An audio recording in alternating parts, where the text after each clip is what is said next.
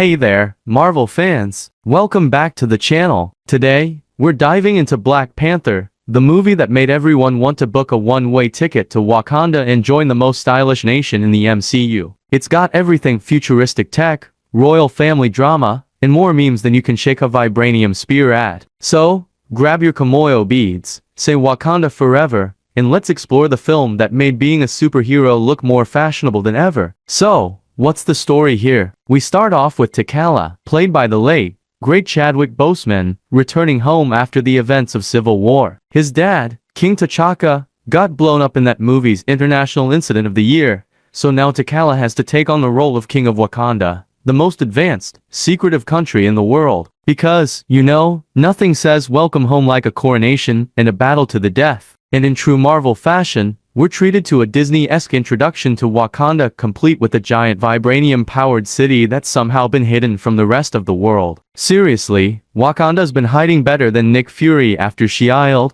got busted. The country's got tech that makes Tony Stark look like he's still tinkering with toaster ovens. Let's talk about the supporting cast, because this movie is basically an all-star lineup of awesome characters. First up, we have Shuri, T'Challa's little sister, played by Letitia Wright. She's basically a teenage tech genius who spends her days trolling her older brother and inventing the kind of gadgets Q from James Bond would be jealous of. And can we talk about that "what are those" line? Marvel just throwing in a 2015 meme, like it's going out of style. Then there's Nakia, played by Lupita Nyong'o, who's a spy, activist, and T'Challa's ex, because every superhero needs a complicated love life. She's too busy saving the world to settle down, but somehow finds time to join the fight for the throne. Talk about multitasking.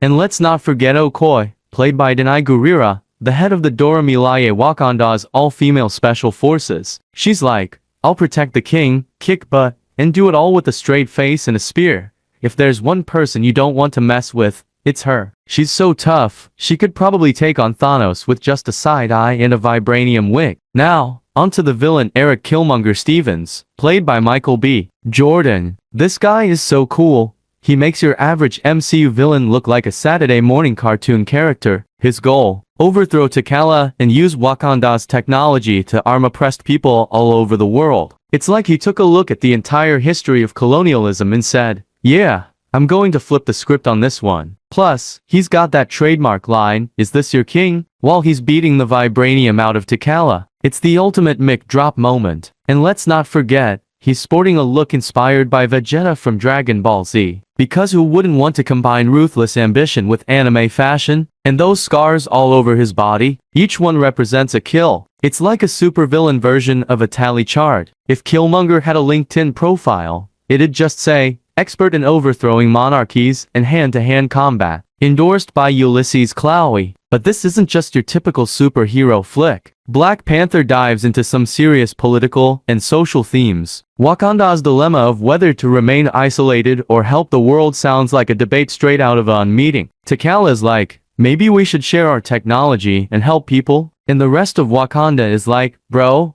have you seen the news? They're not ready for this.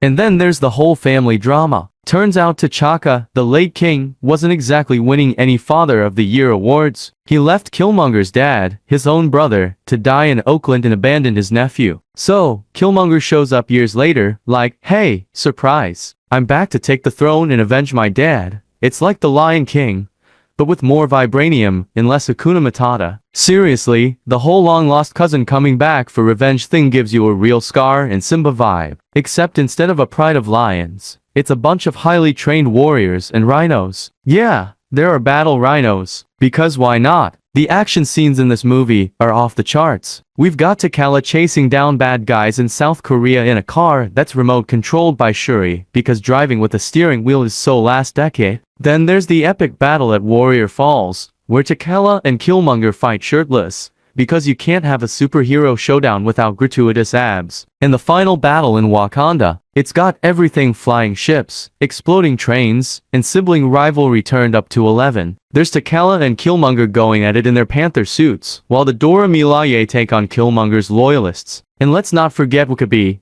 played by Daniel Kaluuya, who decides to side with Killmonger because he's still salty about his parents' deaths. Dude, therapy might be a better option than betrayal. Oh, And did I mention those CGI rhinos charging into battle? Because when the fate of your nation is at stake, you definitely need armored rhinos in the mix. It's like someone watched Jumanji and said, yeah, but can we make it more epic?